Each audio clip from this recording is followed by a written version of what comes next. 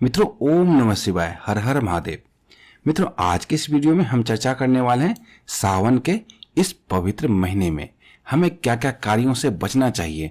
क्या क्या कार्य ऐसे हमें संकेत दिए गए हैं शास्त्रों में जो करने से बिल्कुल बचना चाहिए, इससे निगेटिव प्रभाव हमारे जीवन पर पड़ता है और एक सच्चे और ईमानदार भक्त को हमेशा ही इस चीज का पालन करना चाहिए।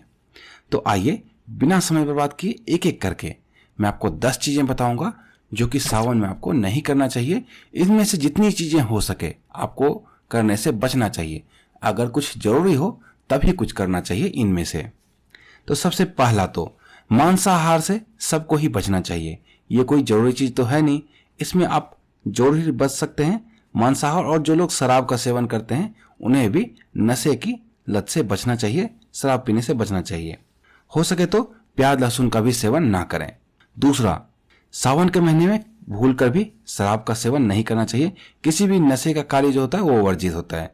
कुछ लोग कांवड़ यात्रा वगैरह करते हैं तो उसमें नशे का प्रयोग करते हैं, तो ऐसा नहीं करना चाहिए, ये भी गलत है। तीसरा, भगवान शिव के शिवलिंग पर तांबे के लोटे से दूध अर्पित ना करें।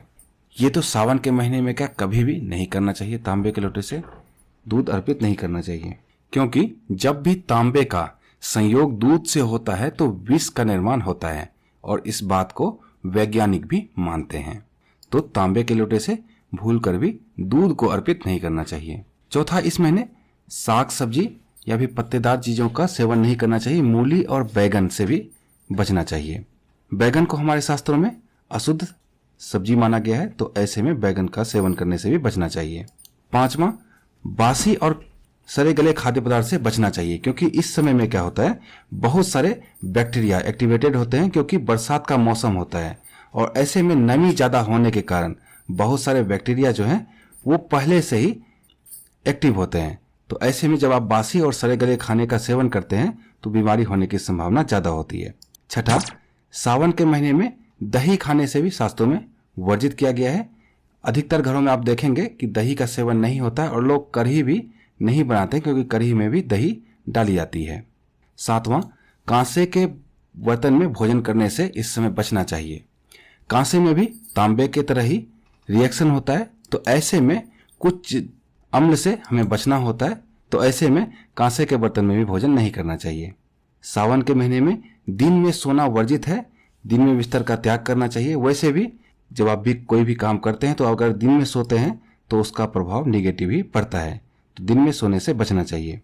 एक बात का आपको और ध्यान रखना है कि कभी भी शिवलिंग पर हल्दी या फिर सिंदूर का चढ़ावा नहीं करना चाहिए। माता पार्वती को हल्दी और सिंदूर चढ़ता है लेकिन भगवान शिव को नहीं चढ़ता है। भगवान शिव को इसके बदले आप सफेद चंदन लगा सकते हैं। 10वां और सबसे अंतिम में बताना चाहूंगा, सावन के महीने में अगर आपके दरवाजे पर गाय या बैल आए तो उसे भगाए नहीं, उसे कुछ ना कुछ खाने का जरूर दें, क्योंकि बैल को मारना भगवान शिव के सवारी नंदी का अपमान माना जाता है। तो मुझे उम्मीद है इन 10 में से ज्यादातर चीजें आप करेंगे। सावन के महीने में इनका ध्यान आप जरूर रखेंगे। तो मिलते हैं इसी तरह की अन्य ज्ञानवर्धक वीडियो के साथ। तब तक देखते रहिए धर्म शिक्षा। जय माता दी।